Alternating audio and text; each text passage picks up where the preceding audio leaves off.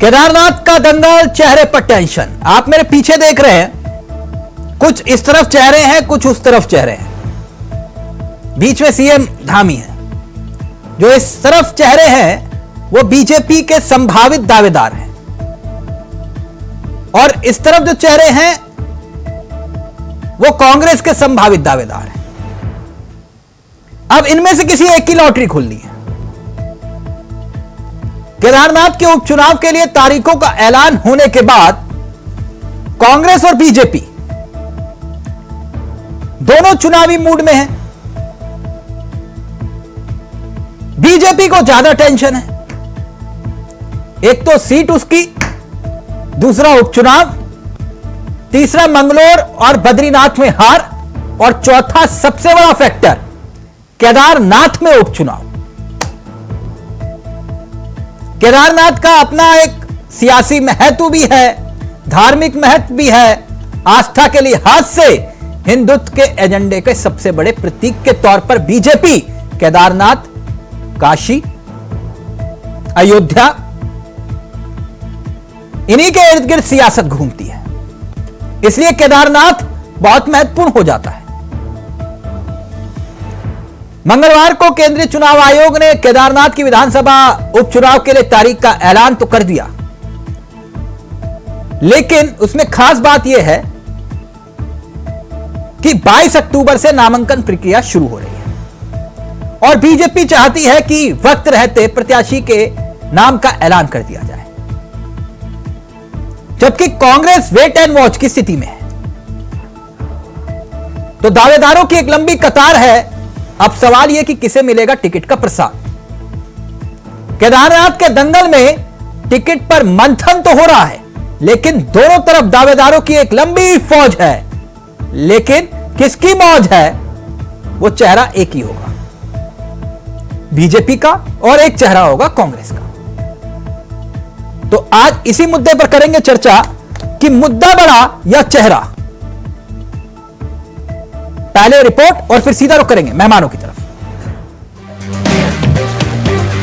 केदारनाथ की सियासी जंग दिलचस्प होने जा रही है, ये तय है। तभी तो कांग्रेस और बीजेपी के अंदर अब तैयारी तेज होने लगी है। बीजेपी विधायक शीला रानी रावत के निधन से केदारनाथ सीट खाली हुई। ऐसे में बीजेपी के ऊपर मनोवैज्ञानिक दबाव भी है और उसे अपनी सीट को फिर से जिताना भी है।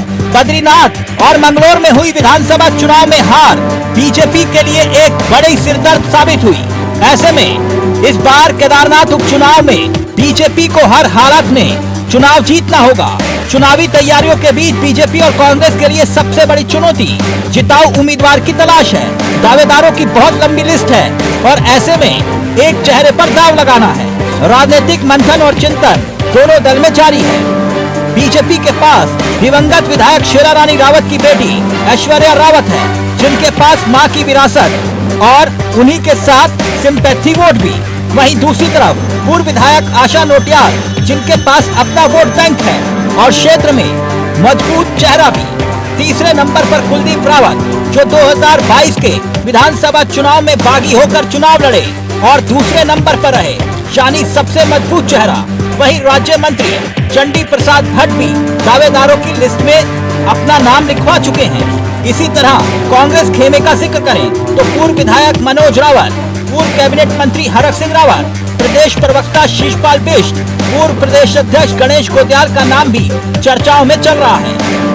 इसीलिए सियासी दल दावेदारों में जिताऊ कैंडिडेट की तलाश कर रहे हैं। बीजेपी प्रदेश अध्यक्ष महेंद्र भट्ट का कहना है कि हमारी तैयारी पूरी है। 1-2 दिन में प्रत्याशी का पैनल केंद्र को भेज दिया जाएगा। जो भी प्रत्याशी होगा सब मिलकर उसे चुनाव जितवाएंगे। देखिए, जैसे ही निर्वाचन आयोग चुनाव घोषित करता है, उसके बाद हमारी स्टेट पार्लियामेंट्री बोर्ड बैठता है। हम अपने नामों का पैनल हम केंद्र को भेजते हैं। केंद्र उसके बाद विधिवत रूप से जो सेंट्रल पार्लियामेंट्री बोर्ड है उसकी अपनी बैठक करता है और उसके बाद विधिवत रूप से प्रत्याशी घोषणा होती है। उसी पद्धति का आधार इसी चुनाव में पद्धति अपनाई जाएगी। केदारनाथ उपचुनाव को लेकर कांग्रेस भी जोश में है। कांग्रेस का कहना है कि पिछले 2 उपचुनाव जीतकर कांग्रेस ने प्रदेश में रिकॉर्ड बनाया। प्रदेश में पहली बार राज्य सरकार उपचुनाव हारी। ऐसे में कांग्रेस पूरी मजबूती के साथ केदारनाथ विधानसभा चुनाव लड़ने की हुंकार भर रही है। नहीं, भारतीय जनता पार्टी क्या कहती है उसे कहने का अधिकार है, लेकिन केदारनाथ के परिप्रेक्ष्य में मैं कहना चाहता हूँ, जिस तरीके से सरकार चार धाम यात्रा को संचालित करने में पूरी तरीके से विफल साबित हुई है और केदारनाथ धाम को जो है दिल्ली में स्थापित करने का कार्य जो है सरकार ने किया, सोने का प्रकरण वहाँ पर है, ये तमाम मुद्दे हैं और इसके अतिरिक्त महंगाई है, बेरोजगारी है, बहुत सारे मुद्दे हैं, भ्रष्टाचार है और इसके साथ साथ कानून व्यवस्था है। तो ये तमाम विषय हैं, इन तमाम विषयों को लेकर के हम लगातार लोगों से जनसंवाद भी कर रहे हैं और केदारनाथ के लोगों का जो रुझान मुझे लगा है वो इस उपचुनाव में निश्चित रूप से सरकार को सबक सिखाना चाहता है। तो कांग्रेस और बीजेपी के अपने अपने दावे हैं, लेकिन इन दावों के बीच सबसे महत्वपूर्ण सवाल चेहरे का है, चेहरे की तलाश। सीधा रुक कर रहे हैं अपने मेहमानों की तरफ। आपको बता दें आज हमारे साथ इस चर्चा में जो मेहमान है वो तीनों आपकी स्क्रीन पर है। कमलेश रमन जी हैं, बीजेपी का चेहरा है, गरिमा दसोनी जी कांग्रेस का चेहरा है और कौशिक जी हमारे साथ वरिष्ठ पत्रकार इस कार्यक्रम का हिस्सा। आप सभी का स्वागत है। सबसे पहले गरिमा जी, चेहरा या फिर मुद्दा, केदारनाथ में क्या बड़ा होगा? चेहरे की बात मैं इसलिए कर रहा हूं क्योंकि आपने बद्रीनाथ में एक बहुत शानदार प्रयोग किया कि एक कर्मठ कार्यकर्ता को टिकट दिया जो जीत का सबसे बड़ा आधार बना। तो मुद्दा या चेहरा? देखिए, निश्चित रूप से तिलक भाई आपने सही कहा कि बद्रीनाथ विधानसभा में जिस तरह से एक छत्र राज्य बहुत दशकों तक राजेंद्र भंडारी जी का रहा, तो उन्होंने किसी और कार्यकर्ता को अपने नीचे पनपने नहीं दिया और कहीं ना कहीं एक तानाशाही रवैया उनका रहा। और लखपत बुटोला ने बहुत संयम के साथ, बहुत सब्र के साथ अपनी बारी का इंतजार किया। कांग्रेस पार्टी के प्रति उन्होंने निष्ठा बरकरार रखी, जबकि उनको सामने दिखाई पड़ रहा था कि राजेंद्र भंडारी के रहते उनका कोई भविष्य नहीं है। लेकिन उसके बावजूद जो उनकी लगन थी, निष्ठा थी कांग्रेस के लिए, जो योगदान था, समर्पण भाव था, उसने आज उनको एक विधायक के रूप में वहां स्थापित किया। जहां तक केदारनाथ की जनता का सवाल है तिलक भाई, तो मैं कहना चाहती हूँ कि मुद्दे होते हैं और मुद्दों से बड़ा और कुछ नहीं होता। हमारा चेहरा वहां केदारनाथ की जनता है, जिस जनता ने बहुत कुछ सहा है। उस जनता में आप देखिए कि आपदा के समय पर क्या क्या दुश्वारियां नहीं झेली। तो यानी आप ये कह रहे हैं कि चेहरे का महत्व नहीं है? नहीं, चेहरे का महत्व इसलिए नहीं है क्योंकि जनता पढ़ी लिखी है, जनता समझदार है। तो आप कांग्रेस पार्टी का कोई भी चेहरा वहां उतारेंगे, उसको पता है जनता को कि हमने किसके साथ जाना है, उसको पता है उसका अपमान किसने किया, उसको पता है उसकी अनदेखी किसने की, उसको पता है चार धाम यात्रा का हश्र क्या किया इन्होंने, कि इनके पास एक आंकड़ा नहीं था कितने मरे, कितने दबे, कितने फिसले। यानी आप ये कह रहे हैं कि चेहरों से बड़ा मुद्दा होगा और मुद्दे के आधार पर चुनाव होगा। लेकिन क्या यह भी सच है कि कांग्रेस के भीतर जिन चेहरों पर मंथन किया जा रहा है उसमें से लोकल विधानसभा के इतर स्थानीय मतलब जो चेहरा है उसके इतर कोई बाहरी विधानसभा से आप चेहरे को टिकट देने वाले हैं? इस तरह की नहीं, ये तो भारतीय जनता पार्टी में चल रहा तिलक भाई की तीरथ रावत लड़ सकते हैं। तीरथ रावत का लेना है एक ना देना दो केदारनाथ से, तो आप तीरथ रावत जी ने भी हुंकार भर दिया, ऐसा सुनने को मिल रहा है। लेकिन हम निश्चित रूप से केदारनाथ, लेकिन ऐसे तो हरक सिंह रावत भी चुनाव लड़ना चाह रहे हैं। नहीं, कहीं से कहीं तक नहीं। हरक सिंह रावत जी बहुत बार सार्वजनिक रूप से चुनाव लड़ने के लिए मना कर चुके हैं। नहीं गरिमा जी देखिए, नहीं देखिए, आप भी जानते हैं, मैं भी जानता हूं, है ना। हरक सिंह रावत जी जो कहते हैं वो खोता कुछ और है ना। सार्वजनिक रूप से तो वो भी कह चुके हैं सत्ता मेरे जूते की नोक पे, मंत्री नहीं बनूंगा। बने देखिए, उन्होंने कहा कि धानी सरकार में मंत्रिमंडल नहीं लूंगा, लिया। उन्होंने कहा मुझे टिकट नहीं चाहिए, बोले आला कमान देगा तो टिकट भी लेंगे। नहीं, हम अंतर्यामी तो है नहीं कि हरक सिंह जी के मन में अंदर क्या चल रहा है भीतर, ये हम बता पाए। लेकिन वो सार्वजनिक तौर पर कई इंटरव्यूज में इस बात को कह चुके हैं कि वो चुनाव लड़ने के लिए इच्छुक नहीं है। और हम तुरुप का इक्का फेंकेंगे, ये मैं पहले बता दे रही हूँ आपको कि एक डार्क हॉर्स हम ऐसे गणेश गोदयाल ने मना कर दिया मैं भी नहीं लड़ूंगा, तो फिर क्या बचेगा आपके पास? नहीं, गोदयाल जी तो मुख्य पर्यवेक्षक हैं, गोदयाल जी प्रत्याशी है, किसने कहा आपसे? ठीक। और मनोज रावत तीसरे नंबर पे रहे थे, तो फिर चेहरा कौन बचा आपके पास? शीशपाल? मैंने कहा तो वाकई जो आपने रिपोर्ट में कहा कि कांग्रेस में वेट एंड वॉच की स्थिति है, हम तुरुप का इक्का निकालने जा रहे हैं जो कभी कोई ख्वाब में नहीं सोच सकता। तुरुप का इक्का। कमलेश जी, गरिमा जी ने तो बहुत सस्पेंस क्रिएट कर दिया, कहा तुरुप का इक्का। उन्होंने कहा गणेश गोदयाल होंगे नहीं, हरक सिंह रावत मना कर चुके हैं, मनोज रावत तीसरे नंबर पर थे, और अब पता नहीं त्रुपका का शीशपाल जी हैं या कोई और है।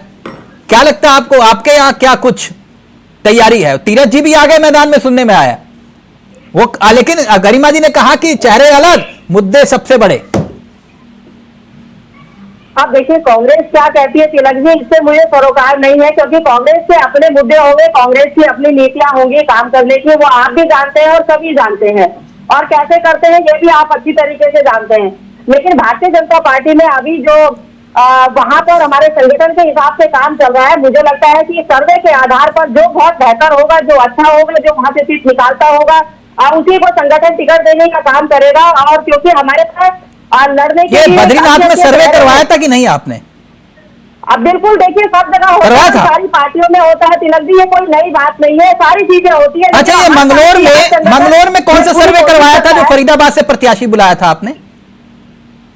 सब कुछ होता है तिलक जी, ऐसा नहीं है, हर जगह से सर्वे किया। अच्छा, तो मंगलौर की जनता ने कहा था कि प्रत्याशी फरीदाबाद से अगर इवेंट बैक हो जाती है तो इसका मतलब नहीं है कि कोई अगर ये सोचे कि नहीं बार बार नहीं टूटते तिलक जी। कमलेशी, मैं तो बहुत खुश होता हूं जब कर्मठ कार्यकर्ता को जो दरी और झंडा उठाते, जैसे मैंने कहा लखपत जी को मिला मौका, इनके मथुरा दत्त जोशी जी रहे, आप जैसे कर्मठ कार्यकर्ताओं को टिकट मिलना चाहिए। लेकिन वो कौन सा सर्वे होता है जिसमें प्रत्याशी जो है वो वहां की जनता बताती कि फरीदाबाद से लेकर आओ, जो आप मंगलौर से लेकर आए थे? वो कौन सा सर्वे था, मुझे भी बताओ आप।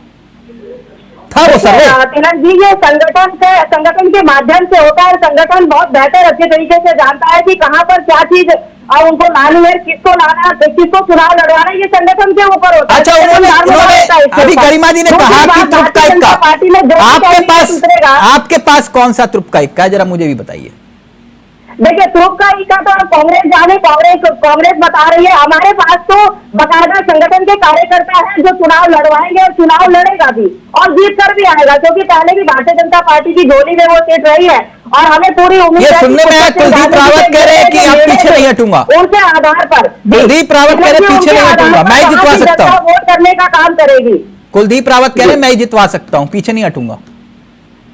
देखिए हर कार्यकर्ता की अपनी अपनी क्षमता होती है और अपनी क्षमता के अनुसार हर कार्यकर्ता काम करता है। संगठन की जो है एक अपनी ताकत होती है, उस ताकत के बलबूते पे चुनाव लड़ा जाता है। भारतीय जनता पार्टी में संगठन ही सर्वोपरि है, यहाँ संगठन के माध्यम से चुनाव लड़ा जाता है। यहाँ जो है आपका बूथ कमेटी से लेकर के पन्ना प्रमुख से लेकर मंडल अध्यक्ष, जिला अध्यक्ष, तमाम जितने भी हमारे संगठन के कार्यकर्ता है वहां पर 3 बड़े चेहरे बताइएगा जो आपको लगता है। ऐश्वर्या रावत को छोड़ के अगर आपने कर्मठ कार्यकर्ता का जिक्र किया तो आप ही की पार्टी के भीतर कई बार ऐसा देखा गया कि भाई जिसके घर में कोई दिवंगत हुआ आपने उसी घर में टिकट दे दिया और उनका पार्टी से कोई लेना देना नहीं था। बाहर से तो आई नहीं है तिलक जी, वो भी तो संगठन का हिस्सा है, क्योंकि उनके माता जी विधायक थी, वो भी संगठन का हिस्सा है। तो मैंने कहा कि जो पार्टी को बेहतर लगेगा, जो पार्टी के पक्ष में होगा, जो पार्टी के साथ चल करके काम कर रहा है वही आगे उसमें काम करेगा। गरिमा जी रेड करना चाहिए जल्दी से, कौशिक जी आपके पास आ रहा है। गरिमा जी देखिए पत्ते आपने भी नहीं खोले, पत्ते उन्होंने भी खोले, अब मुझे नहीं मालूम कौन सा पत्ता किसके पास है। नहीं देखिए तिलक जी, इन्होंने कहा कि कांग्रेस में कैसे होता है, कैसे टिकट बढ़ते हैं, वो आपको भी पता है, वो सबको पता है। मुझे लगता है सबसे ज्यादा कमलेश रमन को पता है, क्योंकि जिंदगी के पता है सब पता है कि कैसे होता है। पता नहीं कैसे चूक गए ये, ना पन्ना प्रमुख ना पहुआ प्रमुख, कोई काम ही नहीं आया बद्रीनाथ में और मंगलौर में। पूछना चाहती हूँ कि पैरों से, मैंने बीच में नहीं बोला, मैंने बीच में नहीं बोला, मैंने बीच में नहीं बोला, मैंने बीच में नहीं बोला, मैंने बीच में नहीं बोला। चढ़ चुकी है और आपकी अंडी नहीं चढ़ेगी, वहाँ की जनता देखेगी और जनता जवाब देगी। मुझे लगता है कि ये बेहतर है कि जनता पे छोड़ दिया जाए तो ज्यादा अच्छा है। कुछ रह गई थी कसर शायद आपके वक्तव्य में, जो मेरे उसमें भी कूद गई आप। हाँ, हमेशा से यही आदत रही है। खैर मैं बता दूं आपको तिलक भाई कि केदारनाथ में ये इनको देखो टाइम किल करने के लिए भेजा गया, इनको टाइम किल करने के लिए भेजा गया, साफ दिखाई पड़ रहा है। एक मिनट कमलेश जी उनको अपनी बात रखने दीजिए। गरिमा जी बोलिए। देखिए केदारनाथ में सोना चोरी हुआ 228 किलो, इनके सारा प्रदेश से लेकर राष्ट्रीय नेतृत्व का 23 किलो सोने की कोई रसीद हो तो बता दीजिए। तुम ही बोल लो भाई, वहाँ बोलने को नहीं मिल रहा है, संगठन में लोकतंत्र है नहीं है। तो आप इन्होंने कह दिया शैला रानी रावत विधायक संगठन का हिस्सा, ये कौन सा रूल पैदा हो गया कौशिक जी? आपको पता है क्या कि अगर कोई विधायक होता है उसका पूरा परिवार संगठन का हिस्सा हो जाता है? इन्होंने अभी कहा शैला रानी रावत की बेटी स्वतः संगठन का हिस्सा है क्योंकि उसकी मां विधायक थी। तो इसका मतलब अमृता अगर यहाँ थी कांग्रेस की विधायक, तो पति तो है स्वतः कांग्रेस के संगठन के माने जाए। परिवार में अगर कोई मतलब क्या बोल रहे हो आप ऐसा प्रवक्ता? क्यों भाई क्यों मेरी बेटी क्यों कांग्रेस का हिस्सा हो जाएगी? कल को उसकी अपनी चॉइस है, वो भाजपा में जाना चाहे, कैसे स्वतः कोई संगठन का हिस्सा हो जाएगा? ऑफिशियल चॉइस है। आप तर्क क्या दे रही हैं कि उसकी मां विधायक थी तो वो स्वतः संगठन का हिस्सा है? ऐश्वर्या रावत बहुत नॉनसेंस भारतीय जनता पार्टी के पूरा परिवार विचारधारा, एक मिनट रुकिए, एक मैं कौशिक जी के पास जा रहा हूँ, एक मिनट कमलेश जी सनातन धर्म का, कमलेश जी हिंदू सनातन धर्म का करारा तमाचा खा के बैठे हैं अयोध्या और बद्रीनाथ से। अभी रुक जाइए, तमाचा मिलेगा एक मिनट आप कौशिक जी रहेंगे, कौशिक जी रहेंगे, तुम्हारा हिंदूवाद है वो सबका ऑडियो नीचे प्लीज। इसी उत्तराखंड में कमलेश जी, गरिमा जी एक मिनट रुकिए, इसको यहीं विराम लगाएंगे। इसी उत्तराखंड में मैं आपको 10 उदाहरण दे दूंगा, 10 उदाहरण जिसमें पति के गुजर जाने के बाद पत्नी को टिकट दिया गया और विचारधारा अलग होने के बावजूद एक ही घर में अलग अलग टिकट बटे। हुआ ना? ऐसा नहीं है कि हरीश रावत जी ने यह प्रयोग नहीं किया था, किया। ममता जी को राजनीति में लेकर आए ना, उनका राजनीति से कोई लेना देना नहीं था, उन्होंने बेहतर काम किया, ममता राकेश विधायक बनी। तो यह होता है, प्रकाश पंत जी के साथ हुआ, टिकट बटे, घर में टिकट दिए, हरबंस कपूर जी के यहां। तो ये ऐसा विचारधारा कुछ नहीं होती, जहां लगा कि चुनाव कोई जितवा सकता है उसको बोला आ जाओ। फरीदाबाद से ऐसे थोड़ी ना लेकर आए गरिमा जी, उनके पास एक तजुर्बा है मैनेजमेंट पावर का, वो अंडर द टेबल सेटलमेंट था। तो वो ठीक है, जो भी हो। रविंद्र जी नहीं देखा होगा जाकर के अंडर टेबल मैडम, अब फिर आप मुझसे बुलवाएं, एक मिनट रुकिए ना प्लीज। तो फिर लैंसडाउन में आपने टिकट क्यों दे दिया बाबू जी को? का कोई लेना देना मंगलौर से गरिमा जी एक मिनट रुकिए ना प्लीज। आपने लैंसडाउन में एक नेता 8x8 के कमरे में ज्वाइन हुए, ऑडियो नीचे एक मिनट, 8x8 के कमरे में ज्वाइन हुए, नेताजी ने कहा कि मेरी बहू को टिकट दो लैंसडाउन से, आपने दिया नहीं दिया? ये एक दिन में कैसे विचारधारा 1 घंटे में कैसे बदल जाती है फिर गरिमा जी? ये तो सब राजनीतिक दलों में है ना। कौशिक जी, गरिमा जी ने एक बहुत अच्छी बात कही, उन्होंने कहा कि मुद्दा बड़ा, चेहरा बाद में। आप इत्तेफाक रखते हैं? क्या लग रहा है केदारनाथ में आपको? देखिए, केदारनाथ विधानसभा सीट का परिसीमन चेंज होता रहा और हिस्ट्री वहां की ऐसी है कि वहां चेहरों पे ही चुनाव हुआ है। ऐसा तक हुआ है कि भाई एक नेता जो है इस बार निर्दलीय चुनाव लड़ता है और वो कांग्रेस को हराता है या उससे हारता है, अगली बार वो कांग्रेस की तरफ से चुनाव लड़ता है जी, और जो उससे कांग्रेस में रहते हुए हारता है वो निर्दलीय चुनाव लड़ता है। तो ये इस सीट का जो है बहुत पुराना इतिहास है। देखिए, विधानसभा सीट पे सबसे महत्वपूर्ण होता है विधायक की उपलब्धता, जनता को उससे मतलब होता है। मुद्दे और नीतियां वगैरह वो जो आपकी होती है चुनाव में, आखिर जो है आपका पूरे 1 हफ्ते तक जो प्रचार होगा। तो जहां तक भाजपा का सवाल है, तो आपने नाम सही गिनाए हैं। भाजपा के स्थापित सिद्धांत है कि अगर कोई असमय मृत्यु हो जाती है किसी जनप्रतिनिधि की, तो उसके परिवार से ही टिकट देते हैं। वो मानते हैं कि भाई आपकी सहानुभूति वोट मिलेगा। बिल्कुल। मेरे पास पुख्ता सूचना है कि सविता कपूर जी का टिकट काटने के लिए बहुत बड़ी हस्ती गई थी, बहुत बड़ी हस्ती, मतलब ये समझ लीजिए इस प्रदेश की सबसे बड़ी हस्ती मान लीजिए। लेकिन उनका जो है उनके जिसके लिए टिकट मांगने गए थे, उन्होंने खुद बताया कि अमित शाह जी ने साफ बोल दिया था कि भाई उस टिकट की तो फैसला हो चुका, आगे कोई बात करो अगर आपके पास कोई बात हो। तो ऐश्वर्या रावत के अलावा किसी और को टिकट मिलेगा, ये बात आप भूल जाइए आप। अच्छा, आपको लग रहा है ऐश्वर्या रावत पर ही दाव लगेगा? मतलब 50+ आपका परसेंट समझ लीजिए। और कुलदीप रावत कुलदीप रावत चुनाव लड़ेंगे, और लड़ेंगे तो फिर गेम तो बिगड़ेगा ही। हाँ, वो अगर कांग्रेस से टिकट नहीं मिला या भाजपा से टिकट नहीं मिला मेरे लिए फिर लड़ेंगे। तो कहीं तुरपका इक्का गरिमा जी जो कह रही है वो वही तो नहीं है? हो सकता है, हो सकता है जी। वैसे आप तो जो है आपका मनोज रावत जी का बनता है।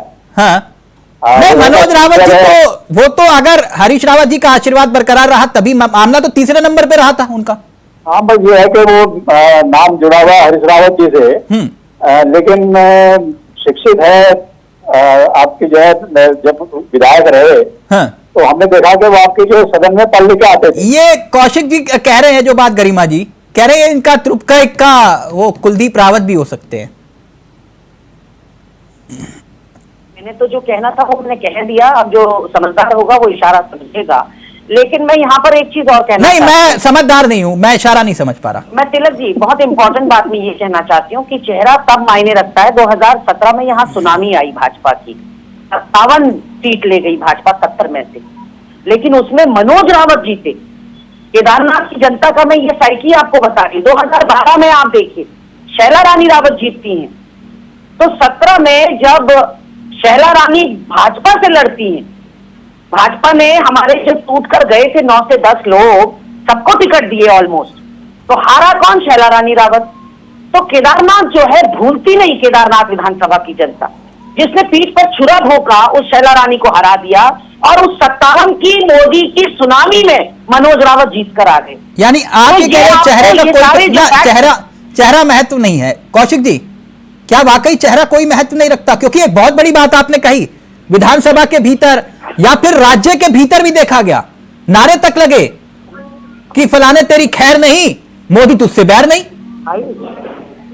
और ऐसा, हाँ कौशिक जी देखिए, मुद्दे तो विपक्ष उठाएगा भाई, बोलने के लिए कुछ तो चाहिए ना।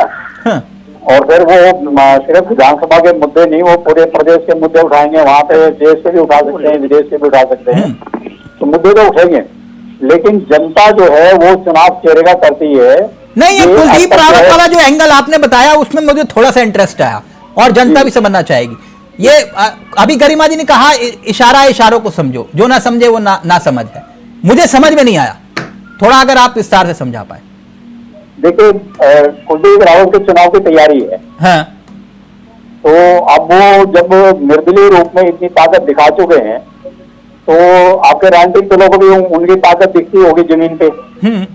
तो अगर वो जीतने की इच्छा रखते हैं तो ऐसे मजबूत आदमी को टिकट क्यों नहीं देंगे? बिल्कुल देंगे।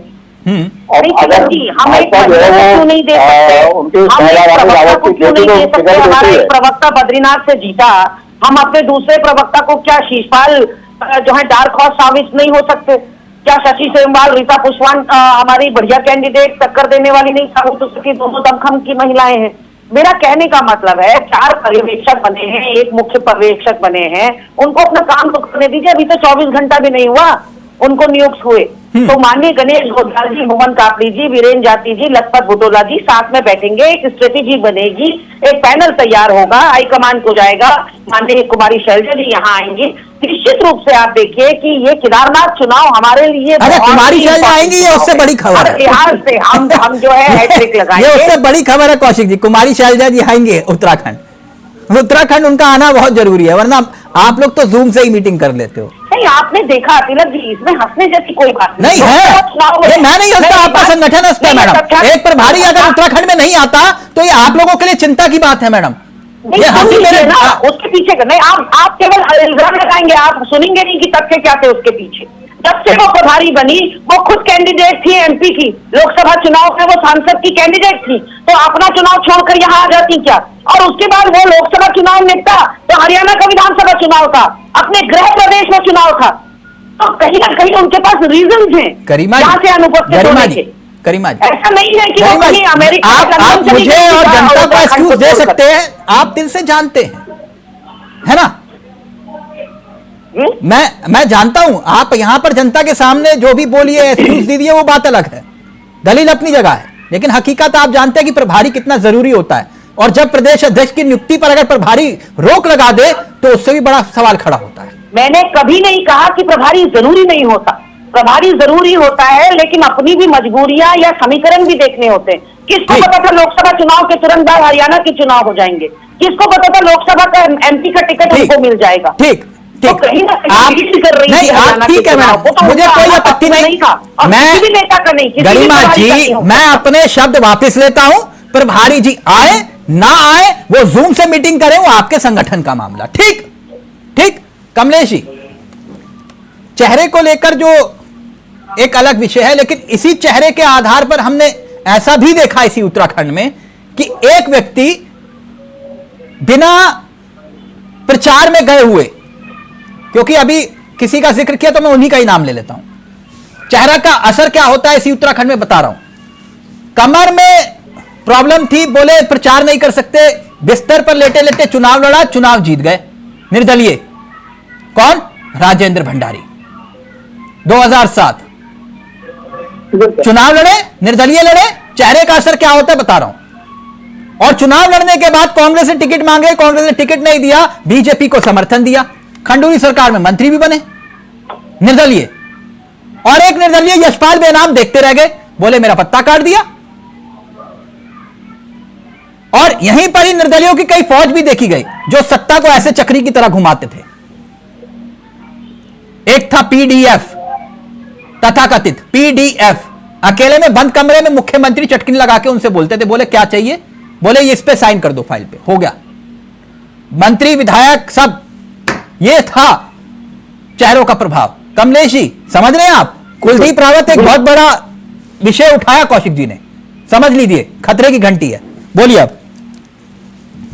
बिल्कुल तिलक जी, देखिए कोई भी संगठन का कार्यकर्ता अगर इस तरह का कोई कदम उठाता है तो मुझे लगता है कि संगठन उसमें बकायदा संजीदा से और गंभीर रूप से उसमें मंथन करता है, और पार्टी इन सारी चीजों के तथ्यों को देखकर ही टिकट देने का काम करती है कि कौन जीतने वाला है और कौन सर्वे में आ रहा है और कौन कम से जनता के बीच में काम कर रहा है। तो मुझे लगता है कि भारतीय जनता पार्टी इस समय जो संगठन वहां पर काम कर रहा है वो इन सारी चीजों को, उन्होंने कहा कौशिक जी ने ऐश्वर्या राय का टिकट, ऐश्वर्या रावत जी का टिकट कोई नहीं काट सकता, उन्होंने ये बोला Kaushik ji.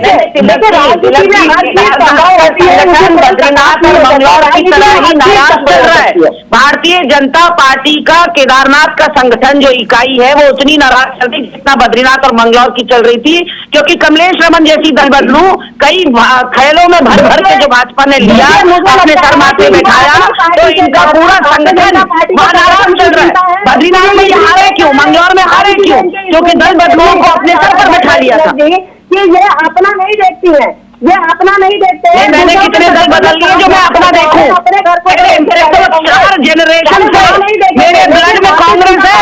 I am a fourth generation कांग्रेसी माय डियर। तो मुझे नहीं अभी दल बदलिए तो अभी नहीं, ऑडियो नीचे, ऐसे नहीं बोलना चाहिए गरिमा जी। अगर ये बात यशपाल आर्य जी सुनेंगे उनको बहुत बुरा लगेगा, और हरक सिंह रावत सुनेंगे तो और बुरा लगेगा उनको। ऐसे नहीं बोलना चाहिए। कई दल बदलू इधर से उधर गए। खैर ये बात तथ्यात्मक बात है कि इनका संगठन बहुत इनसे नाराज चल रहा है, इनका ओके अब देखते हैं। अभी तो ये आगाज है, अभी देखिए आगे आगे होता है क्या। केदारनाथ की जंग कौशिक जी जैसे बता रहे हैं इतनी आसान भी नहीं है, लेकिन चेहरे को लेकर कश्मकश चिक जरूर है। फिलहाल मुझे दीजिए इजाजत। बहुत बहुत शुक्रिया आप सभी का, थैंक यू सो मच। नमस्कार, जय हिंद, जय भारत, जय उत्तराखंड।